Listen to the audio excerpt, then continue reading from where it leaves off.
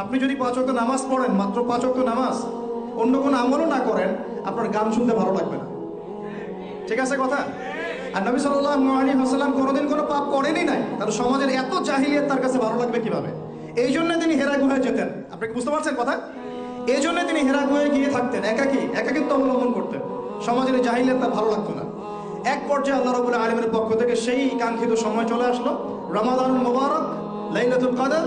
ওহী চলে আসলো জিবরাইল আলাইহিস সালামের মাধ্যমে, সূরা আলাক, ইকরা বিসমি রাব্বিকাল্লাযী খালাক, খালাকাল ইনসানা মিন আলাক, ইকরা ওয়া রাব্বুকাল আকরাম আল্লাযী আল্লামা বিল কলম, আল্লামাল ইনসানা মা লাম ইয়ালাম। দেখেন, প্রথম ওহীটা কি কেন্দ্রিক আসছে? পড়াশোনা কেন্দ্রিক। আল্লাহ পাক কিন্তু বললেন না শিরক করো না, মূর্তি পূজা করো না, ব্যভিচারের কাছেও যেও না, তোমরা একে অপরকে হত্যা করো না, পর্দা করো, যাকাত দাও। আছে প্রথম ওহীতে কি আছে? পড়ো পড়ো পড়ো। এটাই আমরা বলি